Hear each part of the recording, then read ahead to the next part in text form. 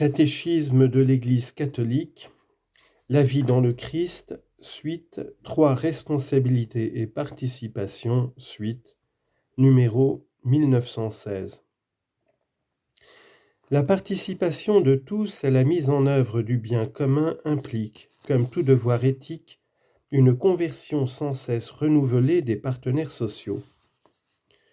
La fraude et autres subterfuges par lesquels certains échappent aux contraintes de la loi et aux prescriptions du devoir social doivent être fermement condamnés parce qu'incompatibles avec les exigences de la justice.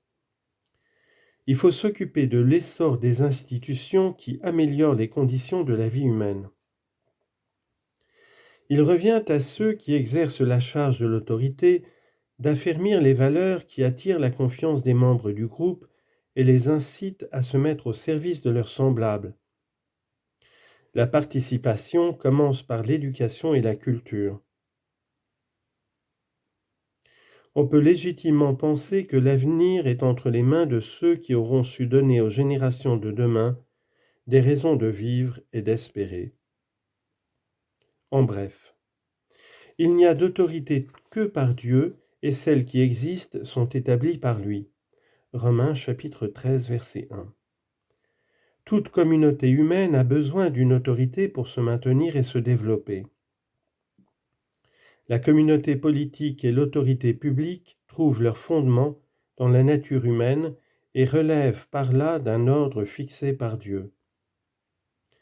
L'autorité s'exerce d'une manière légitime si elle s'attache à la poursuite du bien commun de la société.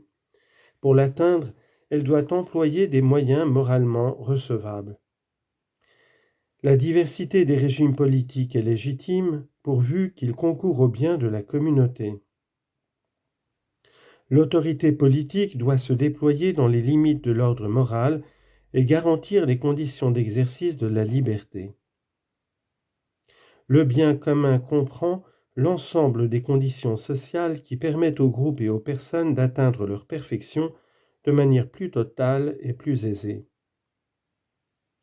Le bien commun comporte 3 éléments essentiels, le respect et la promotion des droits fondamentaux de la personne, la prospérité ou le développement des biens spirituels et temporels de la société, la paix et la sécurité du groupe et de ses membres. La dignité de la personne humaine implique la recherche du bien commun. Chacun doit se préoccuper de susciter et de soutenir des institutions qui améliorent les conditions de la vie humaine.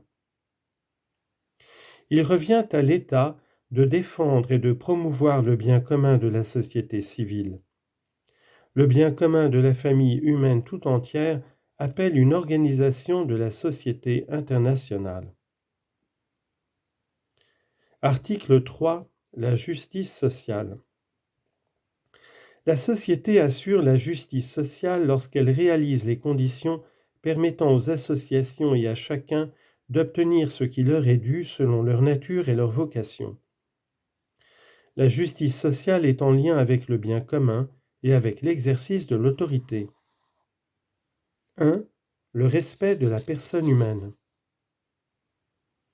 La justice sociale ne peut être obtenue que dans le respect de la dignité transcendante de l'homme.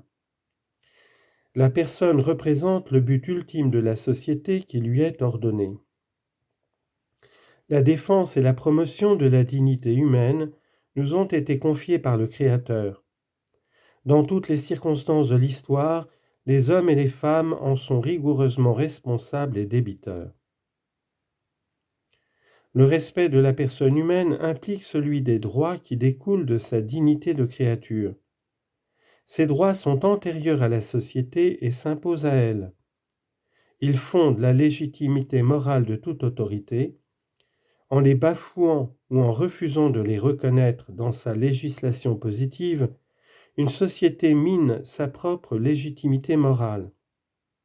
Sans un tel respect, une autorité ne peut que s'appuyer sur la force ou la violence pour obtenir l'obéissance de ses sujets. Il revient à l'Église de rappeler ces droits à la mémoire des hommes de bonne volonté et de les distinguer des revendications abusives ou fausses.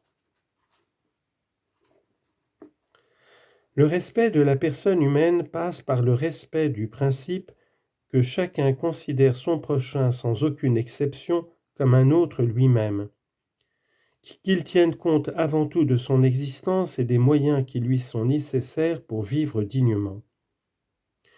Aucune législation ne saurait par elle-même faire disparaître les craintes, les préjugés, les attitudes d'orgueil et d'égoïsme qui font obstacle à l'établissement de sociétés vraiment fraternelles.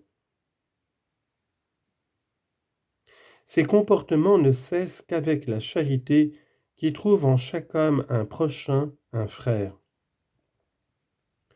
Le devoir de se faire le prochain d'autrui et de le servir activement se fait plus pressant lorsque celui-ci est plus démuni en quelque domaine que ce soit.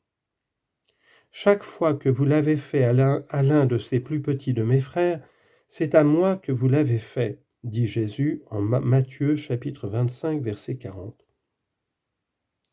Ce même devoir s'étend à ceux qui pensent ou agissent différemment de nous. L'enseignement du Christ va jusqu'à requérir le pardon des offenses. Il étend le commandement de l'amour, qui est celui de la loi nouvelle, à tous les ennemis. Matthieu 5, versets 43 à 44. La libération dans l'esprit de l'Évangile est incompatible avec la haine de l'ennemi en tant que personne, mais non avec la haine du mal qu'il fait en tant qu'ennemi. 2. Égalité et différence entre les hommes. Créés à l'image du Dieu unique, dotés d'une même âme raisonnable, tous les hommes ont même nature et même origine. Rachetés par le sacrifice du Christ, tous sont appelés à participer à la même béatitude divine, tous jouissent d'une égale dignité.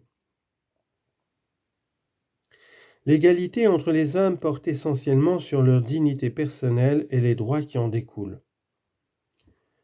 Toute forme de discrimination touchant les droits fondamentaux de la personne, qu'elle soit fondée sur le sexe, la race, la couleur de la peau, la condition sociale, la langue ou la religion, doit être dépassée comme contraire au dessein de Dieu. En venant au monde, l'homme ne dispose pas de tout ce qui est nécessaire au développement de sa vie corporelle et spirituelle. Il a besoin des autres. Des différences apparaissent liées à l'âge, aux capacités physiques, aux aptitudes intellectuelles ou morales, aux échanges dont chacun a pu bénéficier, à la distribution des richesses. Les talents ne sont pas distribués également. Confère Matthieu chapitre 25, Luc chapitre 19, versets 11 à 27. Ces différences appartiennent au plan de Dieu qui veut que chacun reçoive d'autrui ce dont il a besoin et que ceux qui disposent de talents particuliers en communiquent les bienfaits à ceux qui en ont besoin. Les différences encouragent et souvent obligent les personnes à la magnanimité, à la bienveillance et au partage. Elles incitent les cultures à s'enrichir les unes les autres. Citation de sainte Catherine de Sienne. Je ne donne pas toutes les vertus également à chacun. Il en est plusieurs que je distribue de telle manière, tantôt à l'un, tantôt à l'autre. À l'un c'est la charité, à l'autre la justice, à celui-ci l'humilité, à celui-là une foi vive. Quant aux biens temporels, pour les choses nécessaires à la vie humaine, je les ai distribués avec la plus grande inégalité, et je n'ai pas voulu que chacun possédât tout ce qui lui était nécessaire, pour que les hommes aient ainsi l'occasion par nécessité de pratiquer la charité les uns envers les autres. J'ai voulu qu'ils eussent besoin les uns des autres et qu'ils fussent mes ministres pour la distribution des grâces et des libéralités qu'ils ont reçues de moi. Fin de citation. Il existe aussi des inégalités iniques qui frappent des millions d'hommes et de femmes. Elles sont en contradiction ouverte avec l'Évangile. L'égale dignité des personnes exige que l'on parvienne à des conditions de vie plus justes et plus humaines. Les inégalités économiques et sociales excessives entre les membres ou entre les peuples d'une seule famille humaine font scandale. Elles font obstacle à la justice sociale, à l'équité, à la dignité de la personne humaine, ainsi qu'à la paix sociale et internationale.